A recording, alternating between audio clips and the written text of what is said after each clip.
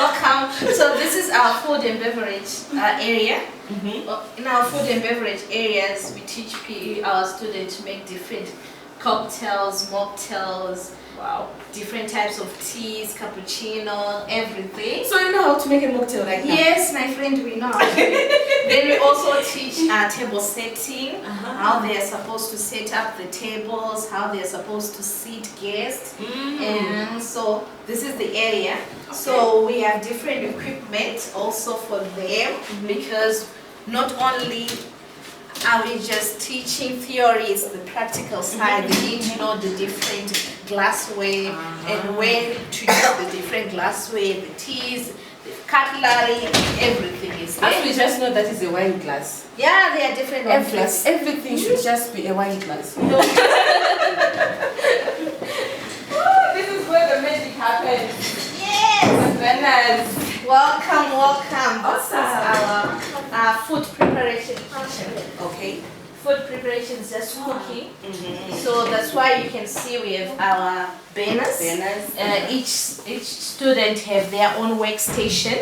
On their workstation, you notice they have their own equipment, from the pots, from the cutlery, from the, even they have their own bar fridge. Oh, yes.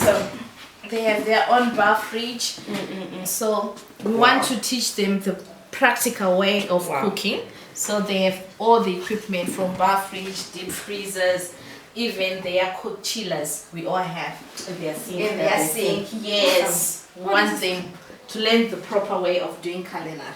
Wow, this is awesome, and it's top notch. This is not just an ordinary knife. Yes. Wow. The best, only the best at Delis. Only the best. You can see cast irons. My dear. They are stick. They are very heavy. This is where the baking takes place. This is where the baking takes place. Wow. This is where we do all our baking. So you can see the counters. They are a little bit different from the one there. Oh, okay. Because now they need space to roll their dough products, you know, the donuts, everything. So it's different. Again, they have also their own bar fridges as well. And the little scales. Everyone should have their own equipment. Awesome. Yeah, so we have from hand mixers and as well as to heavy duty. That is great. And you said it's not only cooking, the main place. Yeah, so this is another kitchen where we have equipment. Oh, okay. So that they can use. So we have our sheeters. What's a sheeter? Now, when we are making puff pastry, instead of us using the rolling pin, what we used to do, we are now using our sheeters when we are making things. Oh, so you can also make pasta? Yes. Wow. Yes. Okay, awesome. Oh, this is nice. Yeah. We have our chillers. We want control temperature so that they learn the proper way. So it's controlled? Yes, we need to know what exactly is the temperature in our fridges, so that they know the correct temperature to store their things. Oh, wow. Then we have different ovens. We have the gas range, we have the electric. So we have all different types. Because here in Zimbabwe, electricity can be something else. So we try by all means to have different ranges of. Wow.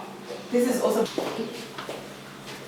We also do our theory lessons. Okay. Like what we're saying, we teach them food safety, we teach them on a screen.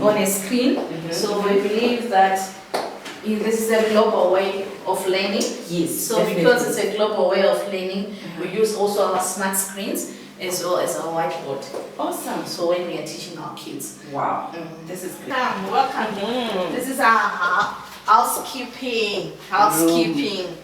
Here we teach kids how to make beds the proper way, how to clean the rooms the proper way, and so that when they go to the hotels, they know the proper way of doing housekeeping.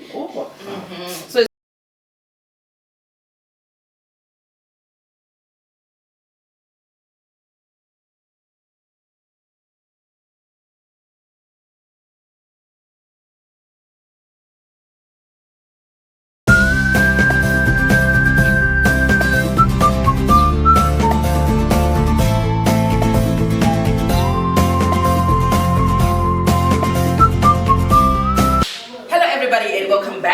Discussions for Transformation, a channel that we sit, we discuss, we talk matters on raising children, on helping our little ones, our youths to live a life that they will be able to be employment creators when they grow up as well, to be self-sufficient as they grow up.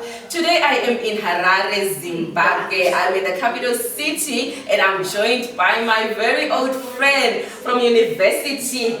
The historians are sitting in here today. We've been together at college for 4 years? 4 years, my guy. Doing history at Solusi University. Now we are here. I'm sitting with here. She's no more a historian. She is now a culinary chef. Tell us about yourself. How is Diana? Who is Diana? How is the family? Tell us everything. Hi, Chenza. Hi, it's good to see you.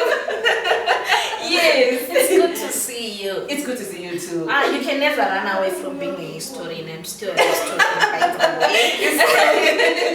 Yeah. But I've now have another title. Okay. So now I'm now Chef D, as I'm popularly known. So my name, I'm Chef Diana Maruta. Turning 40 this year. Imagine, my guy. Life begins at 40. So here we come. Oh my God. Yes. So we're turning 40 this year in October. Can't wait. So I'll be back. You'll be back. I will be back. So I'm a mother of 2 girls, 2 beautiful girls, and I'm married. I love church. I love God. I go to church, and it helps me to have that mental stability. Awesome. So Chef D, beside love cooking, I'm also one person who loves to read. I'm one person who also loves God. I believe He's the center of everything that I'm doing. I'm privileged. My parents are still alive. Parents are still alive. They are there, and they are one of my biggest supporters. Awesome. So since I've opened the Culinary Arts Academy, all the functions that I have held here, they are always here. Wow. And the nice thing about my parents, Chieza, is those guys, they not only support, but they pay. Wow. They pay. Yes. They believe being a chef, it's a profession. Yes. So if they ask you, can we have a platter? My mom will pay, definitely. Wow. Yes. If they are coming for a brunch here, if they are coming for a high tea, if they are coming for anything, my parents will pay. Awesome. So I'm happy. I have the support. I have the support of my parents. I have support of my siblings. Yes. They always running around. The other one is running the culinary page, the other one will be running here and there. So I'm privileged. My siblings are always there to support me. I'm not forgetting a husband. That guy is the best. He's always there. Yes, every step of the way. Even when we are having those panic attacks, saying to yourself, am I going to make it? He's always there. So I think this has made me to be where I am today. Wow. That's great. And it's good to have a family that supports you. They are your anchor. If you wouldn't be here if they're not there. Exactly. If you don't have support, we wouldn't be sitting here. So we thank God for them. Thank you so much. The rest of the family, our husbands. Thank you very much. How has been motherhood? From the little girls that we were, now you are a mother to teenagers. My guy, it's quite difficult, but it's very enjoyment. Awesome. You find that being a mother is one of the most rewarding jobs. Yes. Yeah. They can, at 1 minute, they are very stressful, but the next minute, they are just a breath of fresh air. Awesome. Awesome. So from being a historian, we spent 4 years. Was it not 4 years? 4 years, my guy. It's so loose. It's so loose. Now you are a culinary chef. What inspired you, or what pushed you to shift from being a historian? Did you even practice being a historian and to be a chef? What made the move? What pushed you? I think for me it was a fun transition. I have to be very honest. Because after Solusi, you know, we went for attachment. Yes, After yes. attachment, you're working at a non-governmental organization. You're doing the researches. You're dealing with very big people. Then all of a sudden, after school, you come back and you start, reality starts to kick in. Yes. That's when you realize that, guys, there's no jobs for us. Yes. And you know, with Zimbabwe, things can be very tight. Definitely. So I didn't just become a chef, but I practiced. I was a teacher. So after graduation, I became a teacher. I taught at different schools, and that's when I think my passion for cooking really sparked, because I noticed that when I was teaching, I would be leading like the cooking class. So I just decided, maybe let me take this a little bit further. So I think what really sparked the transition was I also opened a preschool. Oh, awesome. So when I opened a preschool, 3 years into preschool, that's when I wanted to finalize things, now registering and making things so official. That's when, unfortunately, the owner of the place passed away. And when he passed away, to get a lease from the kids, it was something else. So I think I realized that in business, you need to start signing, doing things official before you start. So I think that's where the challenge was. So out of frustration, because the children started fighting over the properties. So after that, it was something else. So I had to leave my preschool and to start something else. So I decided, no, this time let me do something that I'm passionate about, and let me take it a little bit further. That's when I went to culinary school. And so I went and I did culinary arts. I did a diploma in food, in patisserie. I did a diploma in food safety. I did also in culinary arts. So that's when I said, no, let me take this to the next level. Awesome. So from being a historian, is there anything, or do you think there is anything that you have taken from being a historian that you have incorporated into culinary? Definitely, a lot of things I've taken. You find that when we were doing our degrees, what you learn with the researches which we used to do, I think they open up our mind. And mind you, I didn't only do history, I also did business management.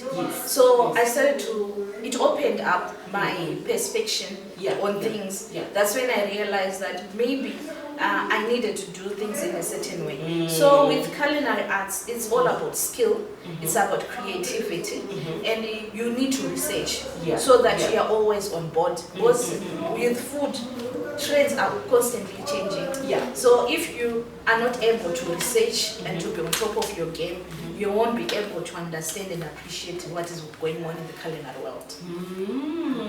But did you love food, or did you have a passion for really food, or it was just the economy that pushed? For me, I think this is like what I said, this is my safe place. So for me, after the whole transition of closing my preschool, I wanted to do something that I really love. At least when you do something that you're passionate about, even if it becomes difficult, you always have a reason to wake up every day to do what you love. So for me, cooking was something that I was passionate about. But unfortunately for us, maybe when we look at our age, we didn't know that there was a career path where one can be a culinary artist, one can be a chef. But now I later realized that later on in life, that's the reason why I said no. Instead of just pursuing being a historian, why not go back and start afresh? So that's what I did. And like you said, you were also maybe crushed when this preschool was closed down, not knowing that God has a better plan for you. You know, when one door closes, we are quick to cry, to say, why is this happening to me? But look at yourself. Really? There was really something great that God had for you, and that for you to come here, that school had to be closed. Okay, so you're not just a chef. this is a culinary school. You're not just a chef that is invited to weddings, to what. You have started a school where you are teaching young kids to cook. So what inspired that move? Okay, like what happened, like as I was saying, after I closed the preschool, what happened was I was clueless. Because I didn't know exactly what I wanted to do. I knew I was passionate about cooking, but I didn't know exactly how to go about it. So as you can see, we have a lot of people who advertise that they do masterclass where they are teaching people how to bake or how to cook. So that's how my journey started. So afterwards, I went to about three places where they were offering masterclasses. Okay. So, but when I was there, I didn't get much. You see, you're just being taught, maybe you are 5 or 6 of you, and you are just preparing maybe one dish. And when you try to recreate it at home, it doesn't come out exactly as you would have been taught at a master class. Yes, Yes. So I was wondering, where am I getting it what? Where am I getting it wrong? Yeah. So the last master class that I attended, this lady was very inspirational. So she said to me, D, if cooking and baking is what you're passionate about, my advice is go and invest in skill, go and invest in equipment, go and invest in a business so that you know how to do things. Maybe since you have a diploma in business management, maybe go and do something in marketing so that you really understand your business. Because she was saying she also had to divert from her other profession so that she can be a cake decorator. So I think that really motivated me because I remember it was in January when I was at her place trying to learn how to cook, and in February I was enrolled at a culinary school. Wow. That's when I realized that it was completely different. Yes. Was now at a culinary school, I was now being taught the basics, how exactly to go about things, and now it now started to make sense. Yes. Because like what most people, most women do, they just go for a master class and they don't really know the science behind why you are supposed to bake in a certain way. So normally we just follow a certain recipe, maybe we download it from the internet, and most of the time it doesn't come out exactly because you don't know what is contributed for your things not to come out perfectly. So sometimes it can be the quantities, sometimes it can be the quality of your ingredients and everything. So going to culinary school, it helped me to understand and appreciate the science behind cooking and how you're supposed to do, how you're supposed to really cook. So that's the reason why I went to a culinary school. Awesome. And that's the reason why you decided to open doors as well. So now, what we have seen is, like what we are saying, is for us, when we were growing up, it was just a systematic way. You knew it's from O level, it's A level. Then we went to university and we had degrees. That was a systematic way of doing things. But we didn't have any other options. So opening a culinary school, we want to give people options. We have to give our kids more options. Because sometimes they might not know how to maneuver. We just know that we have Chef Ramsay, we watch Master Chef, but we don't know how they get to that point. Culinary school, I started an academy because I want to grow from teaching the young kids up to the adults. Awesome. So we have different classes that we run here. So we have for the kids, we have the kids or the young chef club, where we teach the students during the weekends. So we teach them how to cook, how to bake, and even holidays. So we have the weekend classes. And after a 3-month program, we give them some badges, we give them, so it's something to motivate them to continuously improve in their culinary skills. Then we also have a culinary for the professionals. The professionals now, they come to school every day during the week, and they are doing their 1-year program to get a certificate, a level 1 certificate in certain guilds so that they can now go outside the country and work as professional chefs. Awesome. Then we also offer for people like you who just want to make sure you cook very well at home. Yes. So we also offer that some short courses for the ladies or couples who just want to experiment and cook very just well. have fun. Yeah, fun. Awesome. I think that is a very great idea, especially when you start from the foundation, from the little ones, because I think we are all gifted, and growing up we had our gifts, but they were crushed. Yes. You were just told go to school, go to university, and it ended. Of course, it's not in us nowhere. We had our brains opened, we were educated, but I think the world that we are living in now, we need to use our skills more, because everyone needs to be employed. If we have 20 graduates, if we have 100, 2,000 graduates, who will employ us? So if you use your skills, I think it's also to also create job opportunities for others, because I'm sure now you also have employees that you are working with, so you have also created job opportunities for others as well. And why Harare? Why specifically Harare? Why in the city, in the city center? Why not Harare? What's not to like? It's not to like Harare. Yeah. I think Harare, because that's where I am, I'm more based in Harare. And like I said, before I even opened this culinary school, I also worked in hotels. Oh, okay. Yes, I worked in hotels. I was a chef in a hotel. I became a pastry chef. And I also, after from working in a hotel, I went and became a chef instructor. Wow. Here also in Harare, teaching students in patisserie, that's the baking. So Harare is somewhere where I'm more comfortable, well known, but it doesn't mean we are ending here. Yes. I'm actually coming for you guys. You must come. Very soon I'll be there in Namibia. Yes. So obviously it's our wish to grow. Yeah. After a few years, we want to grow and to go in different places, maybe even outside Harare. And we also want to go outside the borders, maybe go to different places.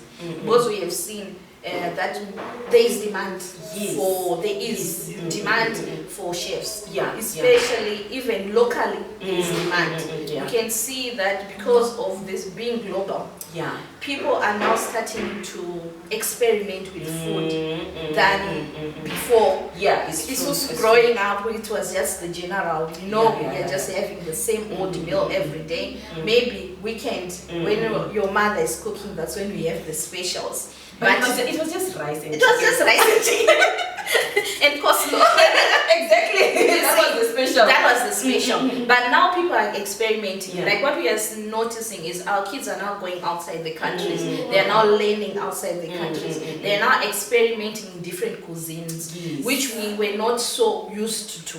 So because people are now experimenting, there's demand for chefs. Locally, there's demand for chefs. Internationally, there's what? There's demand for chefs. So this is what we want. Let's create opportunities for the kids. For the kids, definitely. But did you face any resistance? Maybe from your family, from your husband, when you were saying, I'm putting this on the shelf, this history degree, I'm shelving it, I'm focusing on this? I can't say it was resistance as such, but I think when I said I wanted to change from teaching to being a chef, everyone was quite shocked because generally the perception was being a chef, or people would just associate it as being a cook. So because it's more of a low rank, so people were quite shocked that someone was learned. Why would you want to go to a culinary school? Because when you notice most culinary schools, they don't even 1-5 O levels, because that's a technical skills. It's not only here in Zimbabwe, even abroad. They don't even ask for those high qualifications for you to be a chef. They want the skill, they want the passion. So now for someone I actually had people who were telling me, why not go for masters, go and do masters in your research and what. But I just felt that no, let me first concentrate on myself and focus on what? Yes, on your passion. on my passion. And I think that also brings us to a point that we should not look down upon any profession. Yes. Because right now I don't think historians will compare to you now. No, they cannot. Even teachers, if you had become a teacher also, teachers are complaining, they are screaming, there are jobs even. When I was driving here, I was talking to my aunt, she was telling me, you need to pay to get a place in the government, to get employed as a teacher. So if you use your skills, if we all become techie and decide to use our skills, I think the world will be a better place. I definitely think so. I really think so, because I believe that, like if you have noticed, Chinza, just after this pandemic, the COVID pandemic, there have been a shift even in the demographic, even in this country. If you have noticed, most people left their jobs to become nurse aid all of a sudden, because there was now demand of what? Of care workers outside, so internationally. And you started seeing people who were so well lab, who had made it professionally. They were leaving. We had bankers leaving their jobs to be nurse aid. So you see, these technical skills, I think they will take us far. Very. So like just yesterday I realized that we did integrated science, like we say. The teacher who was the best teacher for integrated science has left teaching, and he's now into construction, and it's not like he has a construction company, he is doing it by himself. He is building from scratch. So you were right that skills, we need to be technically skilled to be able to maneuver in this world. Yes, that's definitely like what we were saying here at Delis, like what we said, we are going to be offering, we offer different programs like food preparation, patisserie, food and beverage services, and housekeeping. And if you have noticed, these are the same skills that taking people outside the country. You have noticed now people are going to the cruise. At the cruise, what do they want? They want pastry chef, they want culinary chefs, they want also housekeepers, they want waitresses, they want mixology, bartenders. So you're finding these are like the jobs that are on demand. So by coming to a culinary school, you get to learn the basics in how to do certain things, which will give you more like a passport to go outside the countries. Because right now you can see everyone wants to go outside the country for green pastures. So you find you can't just go without any technical skills. So coming to a culinary school helps one to get that technical certificates for them to go outside the country. Awesome, awesome. So how has been the journey of setting up this whole area? How has it been? My guys, it was difficult. I think what I just did was, it started funny actually, because I had a friend, she was now moving outside the country, and because she was moving outside the country, she had just started the business. She was doing Tupperware, and she had also purchased a lot of equipment from China, you know, the platters and everything. So because she was now moving outside the country, she was like, since you are a chef, let me sell you all those things. Wow. Initially, I didn't have a clue, to be honest. What am I going to use all this equipment for? But I started buying. Then last year, that's when I decided, no, let me open a culinary school. But I had a different equipment. And my storeroom was full of equipment. So because now I had direction, I now knew what exactly I needed to purchase. So I started buying now things in order. Unlike before, because before I was just buying anything that I see that is nice, I buy. So from there, I just started to have order, starting to formalize things, having partnerships, starting to make it. Okay. Awesome. But are you taking any history into culinary? Are you teaching the little ones some historical foods or, I don't know, cuisines? I don't know what to say. Definitely. Like I said, you find good history is also part and parcel of food, because you look at even those who are going to do food science or they're going to do nutrition, there's a history behind how things started. So you find that with culinary we also do French cuisine, we also do British cuisine, different types of cuisine. But for you to understand those cuisine, you need to have a background. Yes. So that historical background, that's why we now have those classes you were asking me about. So those classes now helps our students to appreciate and understand.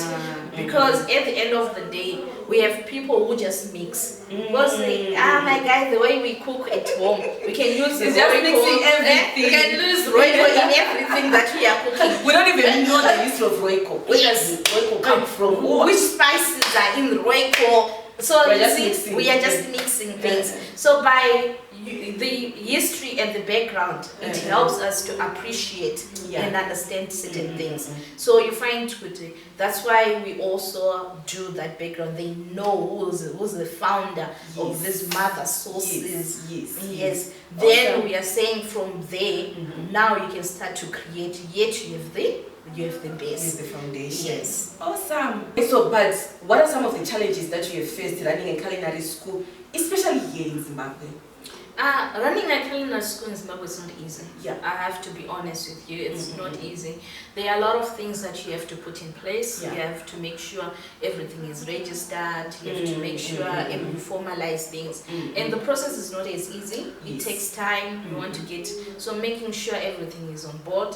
And also some of the challenges which we constantly face is also to what can I say, in terms of ingredients? You find that certain ingredients, they might be expensive, or some of the ingredients you don't really get to find them here. Maybe you want to teach a certain cuisine, you want to get to that level where we want to take culinary to the next level. But sometimes what might limit us is to do with equipment, to do with certain ingredients that we might not find easily accessible. Like you find that at the end of the day we are maybe forced to do imitates, which is not exactly what we want. Like you look at it, I'll give you an example with something like you want to use a vanilla essence. It's something that most people use, but you find outside the world they don't really use vanilla essence. They want to use the vanilla pods. And they are very expensive. To get them here, you are going to fork out maybe $60 for something this small, and you find that you want to bake different cakes. So you might be forced to use the essence instead of using the real thing. Yes, the real deal. Awesome. Okay, that's a huge challenge. But you are maneuvering. We are. The thing is, at the end of the day, what we want is we want our kids also to be culinary giants. Because it doesn't make sense if they leave this place, they leave Zimbabwe, and they go outside and they are because the way the challenge now is they will be at the bottom of the ship. They want to be growing upwards ladder. Or they might not even know what a vanilla pod is. My friend, so you find because even like we are landlocked country, we don't really eat a lot of seafood here in Zimbabwe. But as soon as you leave the borders of Zimbabwe, people love seafood. When you go outside the country, they love seafood. So because of that, we are forced to purchase even if they are expensive outside the country as well. Because they need to know. You just cannot just show them on the screen. They are chefs. Definitely. I was even laughing at my kids the other day. She was talking about geography and was saying, no, you didn't take me to a river. I said, my dear, we did Junes. We did not even know what a June looks like in Zimbabwe. We're just memorizing back and June, but we never. Now that you have the opportunity, you want us to take you everywhere for you to understand. So that's what you are talking about. That they need to also have a feel or to see certain things that they don't even have here in Zimbabwe. Advice to you, the youths. The youth. Yes. My advice is they should research more. Yeah. I think the world is changing. Yeah. We are now living in a global world. Yes. Things that we used to do may not necessarily be the best thing that we do today. Yes. So they need to research. Yes. And they need to also follow their passion. They need also to go outside their comfort zone. Because I think sometimes when you're constantly in your box, in your comfort zone, you don't change the scope of the world. But when they start to get out of their comfort zone, I think they will see that the world has very exciting and a lot of opportunities for them. It's true. And to your younger Diana, this is my favorite question. To your younger self, what advice would you give to her right now? Right now. You're now putting me on the spot. To younger Diana, I'll just tell her that you are supposed to be brave. It's not easy to start something. But you're supposed to be brave, and you're supposed to go after your passion. And don't lose hope. The sky is the limit. It might not be the limit. There's There's something beyond the sky. So please go and explore. Don't be afraid. Go for it. Awesome. What advice would you give to young chefs out there? Okay, to the upcoming chefs or people who would want to be chefs, I think my advice to them is don't do shortcuts. Don't do shortcuts. Shortcuts will not pay you in life. Go for the proper way. I know most people, they want short courses because they just want to go outside the country. But it will take them a long way to climb the ladder. But if they do the proper way, they will get there. So don't take shortcut. Go to a culinary school, learn the basics, do internship, go for internship. They don't like internship, these guys. They don't want, all they want is they just want the collar, the white collar, being called a chef. They don't want to do the dirty work, but they need to learn to do the dirty work. That's my first advice. My other advice to them is they should be proud of their profession. I've seen that because if you don't let people know your worth, they will tremble over you. I've seen it because maybe you think being a chef is something that is of a lower rank. You might look down upon yourself. I've seen people, I think you can testify. We have people who will just come to you and they say, can I have a recipe? They ask for recipes every day. But have anyone asked for a recipe to make medicine from a pharmacist? No. Why? No, you're right. So it's like looking down upon them. So they should be proud proud of who they are. They should be proud of their recipes. They should be proud of their hard work. I believe as young chefs, they are not supposed to just be handing over their hard work to everyone. And there are others that will come and just say, I'll buy the ingredients. Exactly! I'll buy the ingredients. Cook for me, this. Imagine, I've seen it. So I think they need to have confidence in themselves. Just because someone has given you ingredient does not mean you can just cook for them. Because they are not paying for your labor. They are not paying for your skill, the electricity and all this stuff. And so we have those type of relatives who will do that. And friends who also do that. We also have friends who might even just want to benefit, ride on your success. You see, you find that someone will just be asking you for recipes, someone will be asking you for advice. How do you purchase this? How do you post this? How do you do certain things? For free. But you find that the same person does not want to invest in skill. Like what I said, I was told to go and invest in skill. So coming to a culinary school, you find culinary schools, they are very expensive, very expensive. For someone to come to a culinary school, spending 2 years or 3 years in a culinary school to learn the basic, to learn up to be an advanced chef. Then at the end of the day, you just come and say, can you cook for me for free? Can you do this for free? I think people should start to respect them and they start to give them that that honor. Because when you go outside the country, can anyone go to Gordon Ramsay and ask for a recipe? No. And they are paying huge dollars just to have Gordon Ramsay to come and cook for them. So I believe that to the young chef, they should be proud of their career, and they should protect it. Awesome. Awesome, that's great. But what legacy do you hope to leave? Not only as a culinary chef, but as a historian that I know you to be. That's a tricky question. For me, legacy, I want my kids, my grandkids, and my great-grandkids to be saying we had an awesome grandmother who was not afraid to challenge the norms, who went for it.